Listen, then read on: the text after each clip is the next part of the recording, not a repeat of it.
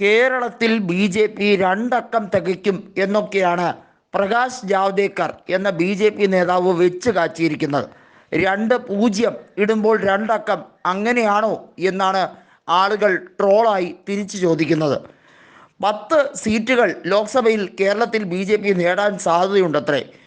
5 seat ഉറപ്പായും നേടുമത്രേ. ഇതാണ് പ്രകാശ് ജാവ്ദേക്കറുടെ കണക്ക്.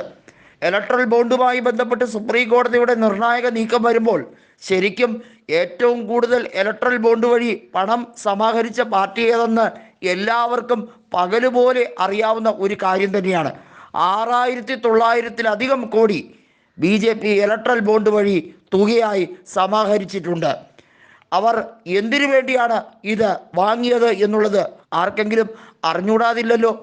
അദാനിയെ പോലുള്ള വൻകിട കോർപ്പറേറ്റുകൾ ഒരിക്കലും ഇലക്ട്രൽ ബോണ്ട് വഴി പണം കൊടുക്കാനുള്ള ഒരു രീതിയിലുള്ള സാധ്യതയുമില്ല. അവരൊക്കെ പാർക്കിംഗ് മണി പോലെ തെരഞ്ഞെടുപ്പ് സമയത്ത് അതാത് പാർട്ടികളെ, പ്രത്യേകിച്ചും ഭരണത്തിൽ വീണ്ടും വരും എന്ന് സ്വയം പ്രഖ്യാപിച്ച നരേന്ദ്രമോദിയുടെ പാർട്ടിയായ ബി ജെ പിക്ക് എല്ലാവിധത്തിലുള്ള സഹായവും ചെയ്തു കൊടുത്ത് അദ്ദേഹത്തിന് അധികാരത്തിൽ ഏറ്റാൻ വേണ്ടി ആയിരിക്കുമല്ലോ ഈ കോർപ്പറേറ്റുകൾ വലിയ സഹായം ചെയ്യുന്നത് എന്ന ആരോപണമാണ് വിദഗ്ധ മാധ്യമ പ്രവർത്തകർ ഇപ്പോൾ നടത്തിക്കൊണ്ടിരിക്കുന്നത്.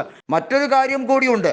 ജൂൺ 30-ന് ശേഷം എല്ലാവിധ കാര്യങ്ങളും ഡിസ്ക്ലോസ് ചെയ്യാമെന്ന് SBI സുപ്രീം കോടതിയോട് തിരിച്ചു പറഞ്ഞു. സുപ്രീം കോടതി കണിശമായി തന്നെ അത് പറ്റില്ല എന്നുള്ള മറുപടിയാണ് കൊടുത്തത്. മാത്രമല്ല, എത്രയും പെട്ടെന്ന് ഇലക്ട്രൽ ബോണ്ടുമായിട്ട് ബന്ധപ്പെട്ട വിവരാവകാശങ്ങൾ പുറത്തു കൊണ്ടുവരിക തന്നെ വേണം. ഇതിനിടയിൽ ബി ജെ പിയുടെ ഒരു സഖ്യകക്ഷിയായിട്ടുള്ള ഐക്യ ജനതാദൾ, അതായത് നിതീഷ് കുമാറിൻ്റെ ഐക്യ ജനതാദൾ 10 കോടി രൂപ അവരുടെ പാർട്ടി ഓഫീസിൽ ഏതോ ഒരു അജ്ഞാതൻ കൊണ്ടുവന്നിട്ടു എന്ന് പറഞ്ഞാണ് ജനങ്ങളെ പൊട്ടം കളിപ്പിക്കുന്നത്. ഇതുപോലുള്ള തക്കിട തരികിടയൊന്നും ഇനി സുപ്രീം കോടതിയുടെ മുന്നിൽ ചിലവാകുകയില്ല എന്ന് വ്യക്തമാക്കുന്ന രീതിയിലേക്ക് കാര്യങ്ങൾ പോകുന്നു. അതായത് B J P on air, B J P പൊളിഞ്ഞു എന്ന രീതിയിലേക്ക് കാര്യങ്ങൾ പോകുന്നു. ബി ജെ പിയുടെ ഈ കോൺഫിഡൻസ് എന്തായിരുന്നു? ഞങ്ങളിലെ ഒരു മന്ത്രിയുടെയും ഒരു MLA-യുടെയും ഒരു MP-യുടെയും പേരിലുള്ള അഴിമതി ആരോപണങ്ങൾ നിങ്ങൾക്ക് കാണിക്കാൻ പറ്റില്ല എന്ന് ബി ജെ പി ഇത്രയധികം കോൺഫിഡൻസോടുകൂടി പറഞ്ഞത് ഇതുകൊണ്ടായിരുന്നു എന്ന് ജനങ്ങൾക്ക് ബോധ്യപ്പെട്ട് കഴിഞ്ഞിരിക്കുന്നു.